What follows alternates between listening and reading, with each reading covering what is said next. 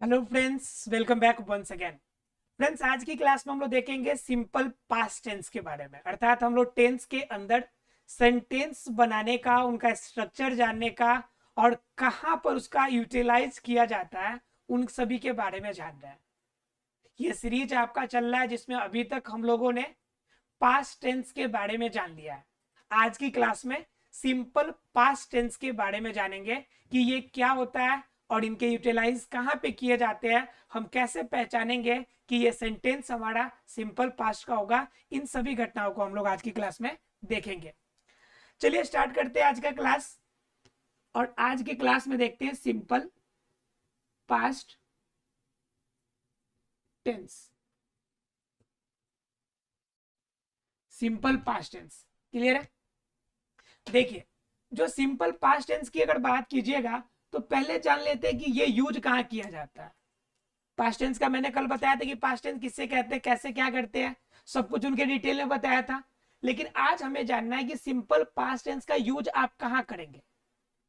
क्योंकि जिस चीज का यूज आप जान लेते हैं तो लगता है कि आपके लिए उपयोगी है, फिर तो उसके बारे में जानकारी लेना आसान हो जाता है आपके लिए। तो पहले जानिए कि सिंपल पास्ट टेंस का यूज कहाँ करेंगे आप। तो यूज करेंगे जो वर्क हो चुका है, जो कोई काम हो गया है, वर्क हैपेंड, मतलब जो काम हो गया है उन जगह पे आप इसका इस्तेमाल करेंगे सिंपल पास्ट टेंस का। जो काम बीत गया है उन जगह पे आपको क्या इस्तेमाल करना है कि आपको सिंपल पास्ट टेंस का। वर्क हैपेंड का मतलब क्या हो गया कि जैसे I bought a new car. अब यहां पे मैंने क्या कर लिया कि नई कार हमने ले ली है, हमने कार नया ले लिया, काम खत्म हो गया। तो वही कह रहा है कि जो काम में हो चुका है, जो काम में हो गई है, तो उसे हम लोग सिंपल पास्ट टेंस में रखेंगे। क्लियर है। यानी कि जो वर्क हो चुका है, वर्क हैपेंड है, उसे हम लोग किस में रखेंगे, उससे हम लोग रखेंगे सिंपल पास्ट टेंस के अंदर। क्लियर है, पहली चीज है। दूसरी एक और एग्जांपल से देख लीजिए आप। Ramesh Ramesh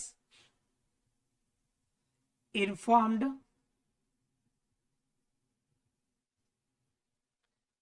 to principal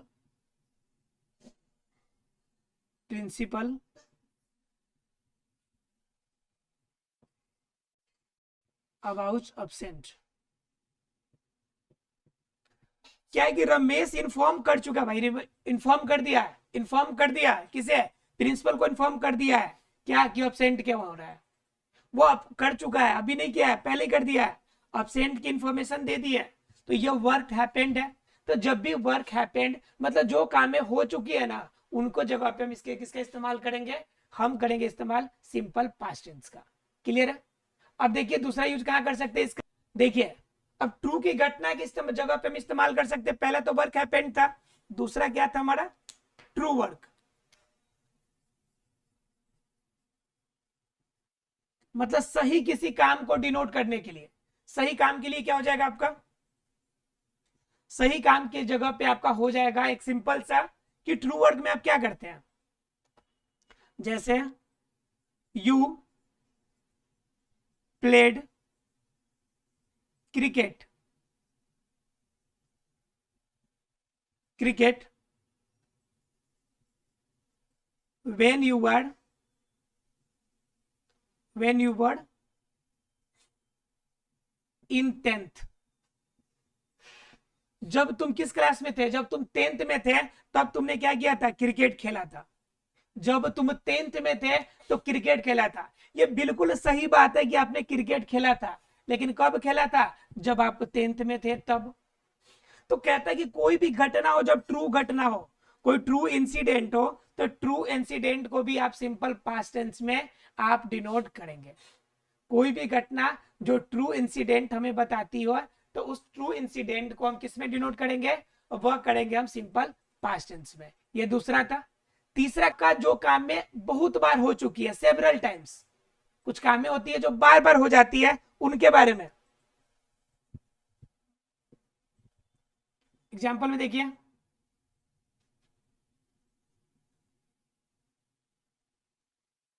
I worked as a teacher 1 year. मैंने 1 वर्ष काम किया एक टीचर के फॉर्म में, एक टीचर की तरह मैंने 1 साल काम किया है। तो यहां पे क्या होगा, वर्क हमें क्या बता रहा है, सिंपल पास्ट टेंस को। और ये सिंपल पास्ट टेंस क्या हो गया कि ये घटना जो हमें बता रही है कि ये काम हमने पहले कर लिया है। मतलब क्या, जो घटनाएं, जो चीजें आप बार बार कहते हैं, जो रिपीटेडली जो काम कर चुके हैं उनके बारे में आप कर सकते हैं। जो काम रिपीटेडली आप करते हैं उनके बारे में। तो ये 3 जगह ऐसे थे जहां पे आप इसका इस्तेमाल कर सकते हैं सिंपल पास्ट टेंस का। तो अब क्लियर हो गया होगा कि कैसे सेंटेंस में आपको सिंपल पास्ट टेंस का इस्तेमाल करना है। सिंपल पास्ट टेंस के अंदर बात यही रहती है, पहचानने का नियम, कि जो घटनाएं बीत चुकी है, यानी कि जो काम हो चुका है, कोई सच्ची घटना हो, कोई काम रिपीटेडली आपने किया हो, तो वैसी घटनाओं को जिन सेंटेंस में हम लोग रखते हैं उससे हम लोग सिंपल पास्ट टेंस कहेंगे। क्लियर है? जनरली हिंदी में पहचानने के लिए, अगर पहचान चाहिए तो जनरली कहा जाता है जिसके लास्ट में या लगा हो, ये लगा हो, ई लगा हो, तो इससे हम लोग क्या कहेंगे, इसे हम लोग सिंपल पास्ट कहेंगे। अगर ये चीजें अगर कहीं भूल रहे हैं तो आप शॉर्ट में ये भी याद रख सकते हैं जिसके लास्ट में या ई लगे हो। जैसे वह बाजार गया, वह बाजार गया, तो यहाँ पे या लगा है तो या का मतलब सिंपल पास्ट हो गया। आसान है थोड़ा। रानी स्कूल गई, तो यहाँ पे गई ई हो गया, तो ये भी क्या हो गया, सिंपल पास्ट। तो आप दोनों तरीके से याद रख सकते हैं। हालांकि दोनों तरीके, हर तरीके आपको आने चाहिए, क्योंकि एग्जाम में कभी या ये ही नहीं आएगा, सीधा सेंटेंस आएगा, आपको बनाना होगा। आपको समझ आना चाहिए कि ये सिंपल पास्ट टेंस है। क्लियर है फ्रेंड्स? चलिए अब जरा सा बात कर लेते हैं इनके स्ट्रक्चर की, कि हमें पता चल गया कि ये सिंपल पास्ट है, तो आप इसको बनाएंगे कैसे, कौन सा तरीका है कि इसे बनाएंगे। ठीक है, चलिए स्टार्ट करते हैं बनाने का स्ट्रक्चर। चलिए देखते हैं फ्रेंड्स इनके स्ट्रक्चर के बारे में, मतलब इसे हमें बनाना कैसे है। तो पहले हम लोग देखेंगे इसके एसर्टिव सेंटेंस के स्ट्रक्चर को, एसर्टिव वाले सेंटेंस को।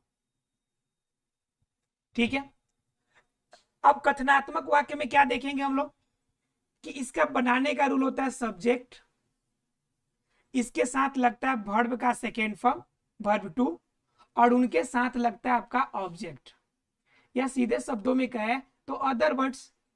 इसके अलावा जितने भी वर्ड्स होंगे, जितनी भी बातें होंगी, वो लास्ट में हम लोग लिख लेंगे। क्लियर है? अब जरा एक सेंटेंस देखिए और इसको अप्लाई करके देखिए क्या अप्लाई हो रहा है उस पर। रमेश ने मुझे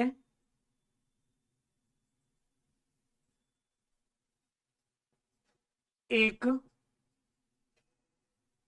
लाल कलम दिया, रमेश ने मुझे एक लाल कलम दिया। सेंटेंस देखने से तो लग रहा बड़ी लंबा चौड़ा है, लेकिन कुछ भी नहीं है। आपको सिर्फ तरीका पता होना चाहिए, रूल से बाहर नहीं जाएंगे। यह फर्स्ट डे से बता रहे हैं हम आपको, ध्यान रखिएगा, रूल से बाहर जाइएगा तो गलत हो जाएगा। इसमें ढूंढना है कि सब्जेक्ट कौन है पहले। तो सब्जेक्ट हमारा क्या है, रमेश है, तो रमेश का इंग्लिश पहले लिख लेंगे हम लोग, रमेश। क्लियर है? उसके बाद कह रहा है कि वर्ब ढूंढिए, तो क्या किया इन्होंने, तो इन्होंने दिया, तो देना वर्ब हो गया। जो वर्ग करता है सब्जेक्ट उसी को वर्ब कहते हैं। तो देने का इंग्लिश क्या होता है, गिव। क्या होता है, गिव। और गिव का अगर वर्ब टू बात कीजिएगा तो होता है गैब, GAVE। तो देखिए, तो गिव का वर्ब टू क्या होता है, गैब होता है। तो यहाँ पे इस्तेमाल क्या करना है आपको, रमेश के बाद वर्ब टू इस्तेमाल करना है गैब, GAVE, गैब। राइट? तो क्या हो गया, रमेश गैब। ठीक है, उसके बाद क्या क्या करता है कि रमेश मुझे एक कलम देता है, तो क्या देता है, गैब। रेड पेन दे रहा है हमें, तो गैब अ रेड पेन। हमें लाल कलम देता है। और किसे दे रहा है भाई? तो मुझे दे रहा है, तो अदर वर्ड्स में क्या हो जाएगा? मुझे। रेड पेन टू मी, तो लास्ट में टू मी लग गया। अब देखिए कितना इजीली सेंटेंस बन गया। हमें सिर्फ क्या करना है? मेन सब्जेक्ट ढूंढना है, वर्ब ढूंढना है, और बाकी जितने अदर वर्ड्स है उसको लाइन से लिख देने हैं, कुछ करना ही नहीं है। मेन काम आपको सब्जेक्ट ढूंढना ही है। अगर आपने सब्जेक्ट ढूंढ लिया तो फिर तो आपको कोई नहीं रोक सकता। आपको सेंटेंस एकदम 100% आपका सही होगा। सब्जेक्ट और वर्ब ये दो का यूटिलाइजेशन आपका प्रॉपर तरीके से होना चाहिए। क्लियर है सर्टिफ आपका स्ट्रक्चर? अब एक और एग्जांपल देख लीजिए। सुमन तुम्हें बुलाई, सुमन तुम्हें बुलाई। यहाँ पे सब्जेक्ट क्या है? सुमन है, तो सुमन। बुलाना यहाँ पे वर्ब है, तो वर्ब का क्या होगा? कॉल का वर्ब टू क्या हो जाएगा? कॉल्ड हो जाएगा। कॉल्ड। और किससे बुला रही भाई? अदर वर्ड क्या है? तुम्हें, तो कॉल्ड यू। तो ये क्या हो गया हमारा? ये सेंटेंस बन गया। कितना इजीली हम लोग सेंटेंस बना सकते हैं, बिल्कुल भी टाइम नहीं लगेगा। क्लियर है सब किसी को? एसर्टिव सेंटेंस अगर एसर्टिव स्ट्रक्चर क्लियर है, तो अब देखते हैं हम लोग इसके निगेटिव स्ट्रक्चर को। और निगेटिव का तो आपको गोल्डन रूल पता ही है। चलिए बात करते हैं निगेटिव स्ट्रक्चर की। और निगेटिव का हमारा क्या है कि गोल्डन रूल है कि हमेशा थर्ड स्थान पे जो होगा वह क्या लगा होना चाहिए? नॉट का यूज करना है हमें।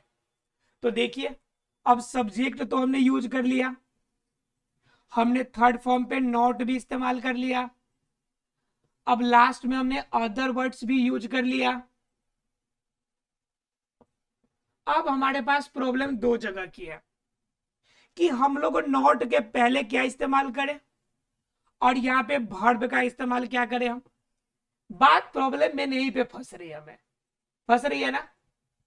तो देखिए कि इसके अंदर आपका क्या लगाना है यहाँ पे, कि यहाँ पे क्या लगा दे कि नॉट तीसरे नंबर पे चला जाए। ठीक है, तो जरा याद कीजिए कि सिंपल प्रेजेंट टेंस में हम लोग डू लगाते थे, डू या डज लगाते थे ना। और इसका नियम कहता है सिंपल पास्ट का कि हमेशा यह वर्ब टू लेगा। क्या लेगा? वर्ब टू लेगा। तो डू का वर्ब थ्री बताओ क्या होगा? तो डू का वर्ब थ्री होता, वर्ब टू जो होता है वो डिड होता है। क्या होता है? डिड। तो यही डिड को उठा कर ले आकर बीच में लगा दीजिए आप, हो गया डिड। डू वहां पे लगाते थे सिंपल प्रेजेंट में, तो डू के बदले में इसका वर्ब टू कर दिया हम लोग। क्या? वर्ब टू कर दिए डिड, तो हमने डिड यहां पर लगा दिया। अब बताइए सब्जेक्ट हो गया, वर्ब टू भी हो गया, नॉट भी हो गया, तो अब वर्ब टू फिर दोबारा लगेगा? बिल्कुल भी नहीं लगेगा। तो इस वजह से अब वर्ब का कौन सा फॉर्म आ जाएगा? Verb one. याद रखिएगा हमेशा कि एग्जाम में कभी भी डीड के इस्तेमाल करने के बाद वर्ब टू का यूज नहीं कीजिएगा, क्योंकि डीड तो पहले से वर्ब टू आ गया। तो फिर अगर वर्ब टू यूज करते हैं तो गलत हो जाएगा, दोनों वर्ब टू हो जाएगा। इसलिए डीड के साथ हमेशा वर्ब वन का इस्तेमाल किया जाता है। क्लियर है? अब जरा देखिए कि एग्जांपल, तुम बाजार नहीं गई। ठीक है, कोई भाई अपने बहन से पूछ रहा है भाई कि तुम बाजार नहीं गई, तो देखिए इसको कैसे बनाएंगे। तो पहले सब्जेक्ट ढूंढेंगे, तो तुम का इंग्लिश यू, फिर उसके बाद आपका डिड, फिर उसके साथ क्या लगाना है? नॉट। और उसके बाद जाना का यहाँ पे, तो जाना का वर्ब टू क्या हो जाएगा आपका? वेंट। वेंट कहां पे?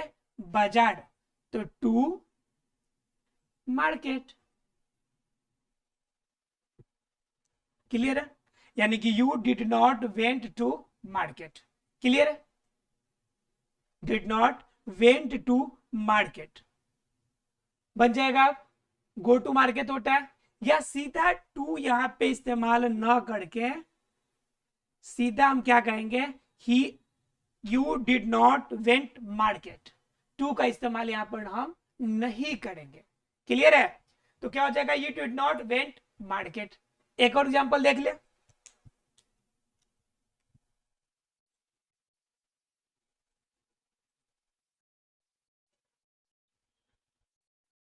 वह नहीं पढ़ा, वह नहीं पढ़ा।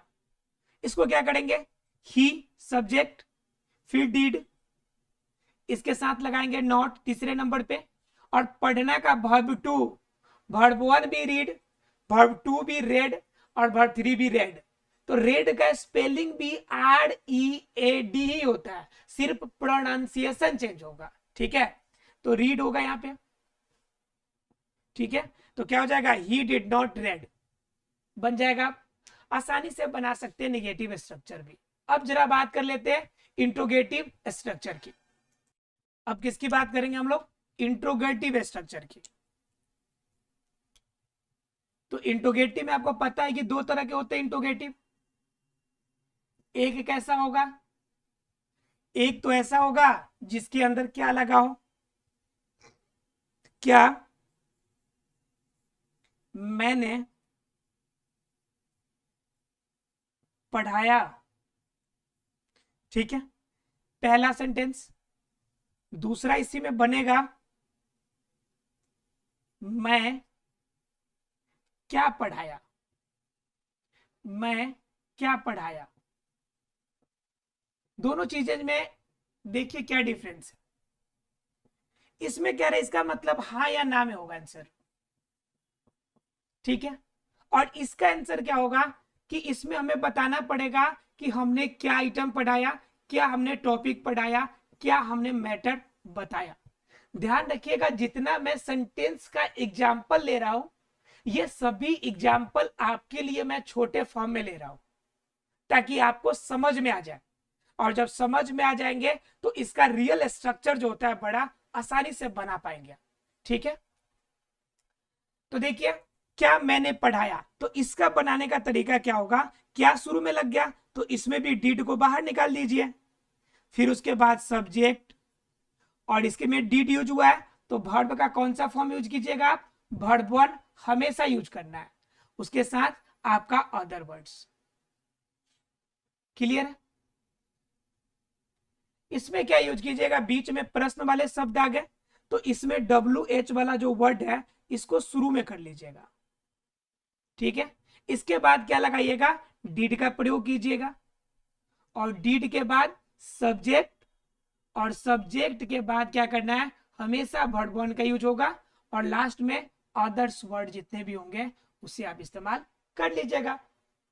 अब देखिए कैसे बनाएंगे कि क्या मैंने पढ़ाया, तो इसमें पहले डिड लगाना है आपको, तो डिड हो गया। उसके बाद मैं का इंग्लिश आई, और पढ़ाया का इंग्लिश रेड हो गया, डिड आई रेड। लेकिन ध्यान से समझिए जरा, यहां पे रीड का मतलब होता है पढ़ना, लेकिन मैं तो पढ़ाने की बात कर रहा हूं, तो पढ़ाना का इंग्लिश क्या हो जाएगा, टीच, और टीच का वर्ब टू क्या होगा, टॉट। टीच मतलब होता है पढ़ाना, और टीच के वर्ब टू का बात कीजिएगा तो होता है टॉट, TAUGHT। ठीक है, तो आई टॉट हो जाएगा। और हम लोग ज्यादातर गलती ही करते हैं, पढ़ने और पढ़ाने में अंतर ना करके हर जगह हमने रीड का यूज कर लेते हैं हम लोग, तो यही गलत हो जाती है।